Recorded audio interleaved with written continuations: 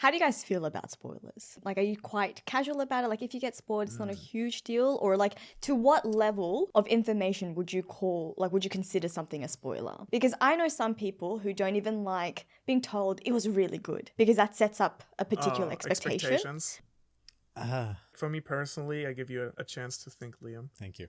I think for me personally, Loading. it heavily depends on how much I personally have already anticipated something. For example, there is like movies that I got heavily spoiled on that I had no expectations for, was just looking forward to seeing. And then like the spoilers themselves, while it took away a little bit, wasn't like, it didn't disturb me too much, and I just could still enjoy the story. Then there's like movies where I had like more expectations. For example, I got basically spoiled on half the plot of Spider-Man because that released here in Japan like last week. Oh. I'm not sure. Yeah, really late on the 7th of January, I think it released here. So 2 weeks after everyone else. Yeah. So obviously I knew half the plot already. As soon as 24 hours is up, it's like all over. Yes. So it did take away a lot from the movie, which was a bit disappointing. I still enjoyed it, but then like I saw online people saying, oh, best Marvel movie ever, and then I guess because I lacked a lot of like the major reveals, I kind of felt like it was fun, but like it didn't blow me away as much, probably based on that. And then there are some things like, for example, if I really anticipate a movie or really anticipate reading a book or something or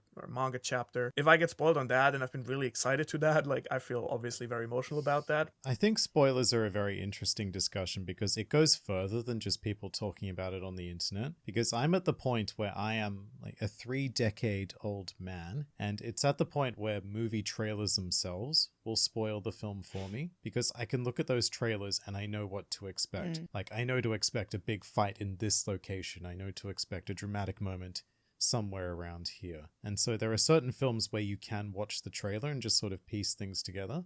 And while you're watching the film, you see that familiar location and you're like, so a fight's going to take place here, sort of thing. And does that bother you? Yeah, I try not to watch trailers as a result of that. Oh, okay. That's interesting. I think there are very few films that can do it properly. I think Avengers Infinity War did it very well, because for their trailer, they only used footage from like the first 10 minutes of the film. Not Infinity War. Endgame. All I wanted to say is that I think it's really difficult to find a balance, because obviously once something is out and once something is new, like when it's fresh, when it's like fresh out of the oven, that's when people want to talk about it and want to discuss things on the internet. But then it might not, like not everybody might have seen it yet, and not everybody might have access to it right away. So it's a really difficult balance there to be struck. It's very fair. I was It's just going to... one of those... Sorry, I'm going to cut you off. No, please.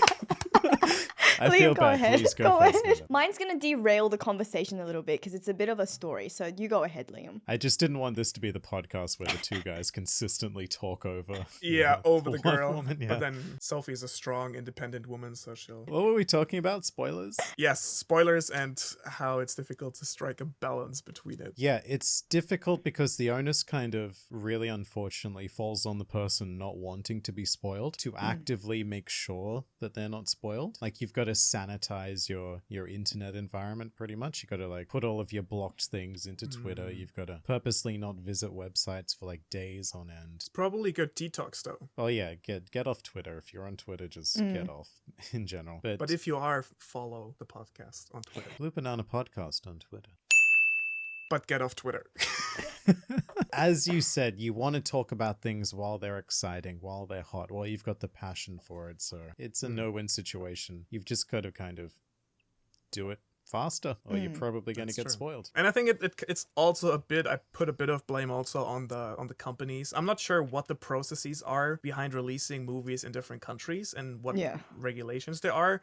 But I think it should be possible, at least in the movie industry, I feel, to time releases simultaneous in different countries. 7th of January release is like very late, I think. For a movie of that scale, that is quite delayed. In a globalized society where you don't need to ship films physically anymore. Like, there must be reasons for it, but like I couldn't think of anything off the bat of my head, so that's a bit annoying, I feel. Sorry, please keep derailing the conversation, Sophie, now. So this was just the story. And then Liam's interruption. I'm someone who doesn't like to be spoiled on anything. And I know some things are like unavoidable. For example, I caught up on series quite late. So it's inevitable that I'm going to get spoiled. But this is a story about my parents. So my parents love watching films. If you see my like parents' house, we have a huge DVD collection. They really watch movies together probably every night. It's how they unwind. And a long time ago, we stopped watching movies with them. And the reason why is they talk constantly throughout films. Oh. And my dad also forgets a lot of films that he's watched. So they re-watch films they've already watched. Oh, yeah. So the other day, I was telling them that I haven't watched a lot of the Bond films, the 007, because my parents love the 00 series. The 007 series, I should say. And so I said, okay, you know what?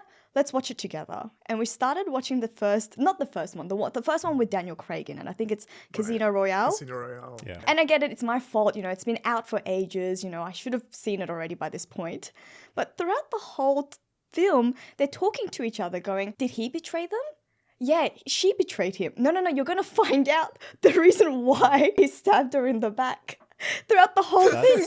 And I'm sitting there like, can you guys please stop? And then That is the worst. Absolute worst. And then the next film I only watched it with my mum. I think it was The Quantum of Solace. We get through the whole film. I think it's because mum didn't have dad to talk to about the film with. So I was pretty good for the entire film. We get to the end and I go, okay, I think it's Skyfall next or something. And she looks at me and goes, yeah, that's when M dies.